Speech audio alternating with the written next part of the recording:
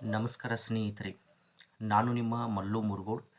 ಯಾರೆಲ್ಲ T E ಟಿಗಾಗಿ ಕಾಯ್ತಾ ಇದ್ದೀರಲ್ಲ, ಅವರಿಗೆ ಒಂದು ಬಿಗ್ ಅಪ್ಡೇಟ್ ಬಂದಿದೆ.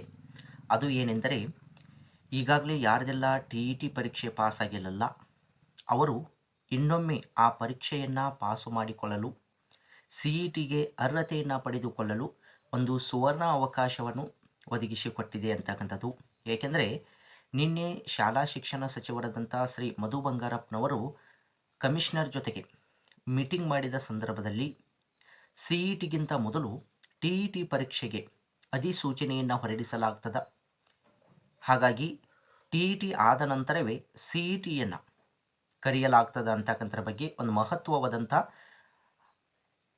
ಮೀಟಿಂಗನ್ನು ಮಾಡಿದ್ದಾರೆ ಅಂತಕ್ಕಂಥದ್ದು. ಹಾಗಾಗಿ ಯಾರೆಲ್ಲ ಟಿ ಇ ಟಿಗಾಗಿ ಕಾಯ್ತಾ ಇದ್ದೀರಲ್ಲ, ಅವರು ಈ ಟಿ ಇ ಟಿಯಲ್ಲಿ ಅರ್ಹತೆಯನ್ನು ಪಡೆಯುವುದರ ಮೂಲಕ ಸಿ ಇ ಟಿ ಪರೀಕ್ಷೆಗೂ ಕೂಡ ನೀವು ಅರ್ಹತೆಯನ್ನು ಪಡೆದುಕೊಂಡು ಆ ಸಿ ಇ ಟಿ ಪರೀಕ್ಷೆಯಲ್ಲಿ ಉತ್ತೀರ್ಣರಾಗಬೇಕಂತೇಳಿ ಕೇಳ್ಕೊಳ್ತೀವಿ.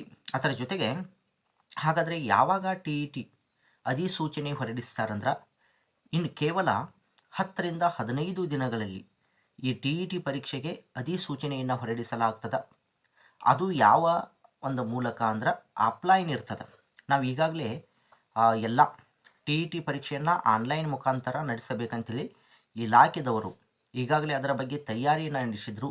ಆದರೆ ಕೊನೆ ಕ್ಷಣದಲ್ಲಿ ಯಾರೂ ಕೂಡ ಈ ಆನ್ಲೈನ್ ಪರೀಕ್ಷೆಯನ್ನು ನಡೆಸಲು ಟೆಂಡರ್ ಕರೆದಂಥ ಸಂದರ್ಭದಲ್ಲಿ ಯಾರೂ ಕೂಡ ಆ ಟೆಂಡರನ್ನು ತೆಗೆದುಕೊಳ್ಳದೇ ಇರತಕ್ಕಂಥ ಕಾರಣದಿಂದಾಗಿ ಟಿ ಇ ಟಿ ಪರೀಕ್ಷೆಯನ್ನು ನಾವು ಆನ್ಲೈನ್ ಮುಖಾಂತರ ನಡೆಸಲು ಏನಾದರೂ ಪ್ರಾರಂಭಿಸಿದ್ರೆ ಮತ್ತಷ್ಟು ವಿಳಂಬವಾಗ್ತಕ್ಕಂಥದ್ದು ಕಾಣ್ತದೆ ಅಂಥೇಳಿ ಇದು ಒಂದು ಬಾರಿ ಅಂದರೆ 2025ರ ಟಿ ಇ ಟಿ ಪರೀಕ್ಷೆಯನ್ನು ಕೂಡ ಆಫ್ಲೈನ್ ಮೂಲಕ ಏನು ಮಾಡಲಾಗ್ತದೆ ನಡೆಸಲಾಗ್ತದೆ ಅಂತಕ್ಕಂಥದ್ದು. ಹಾಗಾಗಿ ಕೆಲವೊಂದಿಷ್ಟು ಅಭ್ಯರ್ಥಿಗಳಿಗೆ ಆನ್ಲೈನ್ ಮೂಲಕ ನಡೆಸುವುದು ಕೂಡ ಒಂದು ಕಷ್ಟಕರವಾಗಿತ್ತಂತಕ್ಕಂಥರ ಬಗ್ಗೆ ನೋಡ್ತೀವಿ. ಹಾಗಾಗಿ ಇದೆಲ್ಲರಿಗೂ ಕೂಡ ಆಫ್ಲೈನ್ ಮೂಲಕ ಪರೀಕ್ಷೆಯನ್ನು ನಡೆಸಲಾಗ್ತದೆ. ಇನ್ನು ಕೇವಲ 10ರಿಂದ 15 ದಿನಗಳಲ್ಲಿ ಈ ಟಿ ಇ ಟಿ ಪರೀಕ್ಷೆಗೆ ಅಧಿಸೂಚನೆ ಹೊರಡಿಸ್ತಾರೆ. ಕೇವಲ 1 ತಿಂಗಳು ಅಥವಾ 2 ತಿಂಗಳಲ್ಲಿ ಪರೀಕ್ಷೆಯ ದಿನಾಂಕವನ್ನು ಪ್ರಕಟ ಮಾಡಿ ಪರೀಕ್ಷೆಯನ್ನು ನಡೆಸಿ ಅತಿ ಶೀಘ್ರಗತಿಯಲ್ಲಿ ಅಂದರೆ 2ರಿಂದ 3 ತಿಂಗಳಲ್ಲಿ ಫಲಿತಾಂಶವನ್ನು ಪ್ರಕಟಿಸುವುದರ ಮೂಲಕ ಮತ್ತೊಂದು ಸಿ ಇ ಟಿ ಪರೀಕ್ಷೆಯನ್ನು ಕರೆಯಲು ಅದಕ್ಕೆ ಹಾದಿ ಆಗ್ತದೆ ಅಂತಕ್ಕಂಥದ್ದು. ಹಾಗಾಗಿ ಖುದ್ದಾಗಿ ಶಾಲಾ ಶಿಕ್ಷಣ ಸಚಿವರೇ ಟಿ ಇ ಟಿ ಆದ ನಂತರವೇ ನಾವು ಸಿ ಇ ಟಿಯನ್ನು ಕಾಲ್ ಮಾಡ್ತೀವಿ ಅಂತೇಳಿ ಏನು ಮಾಡಿದ್ದಾರೆ ಅಂದರೆ ತಿಳಿಸಿದ್ದಾರೆ ಅಂತಕ್ಕಂಥದ್ದು. ಹಾಗಾಗಿ ಯಾರೆಲ್ಲ ಟಿ ಇ ಟಿ ಆಸ್ಪಿರೆಂಟ್ ಇದ್ದಿರಲ್ಲ, ಅವರೆಲ್ಲರೂ ಕೂಡ ಇವತ್ತಿನಿಂದಲೇ ನಿಮ್ಮ ಸ್ಟಡಿಯನ್ನು ಮತ್ತಷ್ಟು ಚುರುಕುಗೊಳಿಸಿ.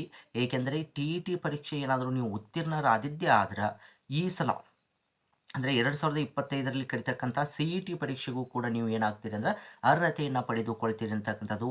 ಹಾಗಾಗಿ ಟಿ ಇ ಟಿ ಪರೀಕ್ಷೆಯನ್ನು ನಾವು ಯಾವ ರೀತಿಯಾಗಿ ಅದನ್ನು ಪಾಸ್ ಮಾಡಬೇಕು, ಅದರ ಜೊತೆಗೆ ಹೆಚ್ಚಿನ ಒಂದು ಅಂಕಗಳನ್ನ ಯಾವ ರೀತಿಯಾಗಿ ಪಡಿಬೇಕಂತಕ್ಕಂಥರ ಬಗ್ಗೆ ನಿಮಗೇನಾದರೂ ಅದರ ಬಗ್ಗೆ ಮಾಹಿತಿ ಬೇಕಾದರೆ ಕಮೆಂಟ್ ಮಾಡಿ. ಮುಂದಿನ ಒಂದು ವಿಡಿಯೋದಲ್ಲಿ ಆ ಒಂದು ಟಿ ಇ ಟಿಗೆ ಸಂಬಂಧಪಟ್ಟಂಥ ಅತಿ ಹೆಚ್ಚಿನ ಅಂಕವನ್ನು ಯಾವ ರೀತಿಯಾಗಿ ಗಳಿಸಬೇಕಂತೇಳಿ ತಿಳಿಸಿಕೊಡ್ತಕ್ಕಂಥ ಪ್ರಯತ್ನವನ್ನು ಮಾಡ್ತೀನಿ. ಹಾಗಾಗಿ ಎಲ್ಲ ಆಸ್ಪಿರೆಂಟ್ಗೆ ಇದೊಂದು ಪ್ರಮುಖವಾದಂಥ ಮಾಹಿತಿ ಇಷ್ಟವಾಗಿದ್ದರೆ ನಮ್ಮ ಚಾನಲನ್ನು ಸಬ್ಸ್ಕ್ರೈಬ್ ಮಾಡಿಕೊಳ್ಳಿ, ಪಕ್ಕದಲ್ಲಿರ್ತಕ್ಕಂಥ ಬೆಲ್ ಐಕನನ್ನು ಆನ್ ಮಾಡಿಕೊಳ್ಳಿ.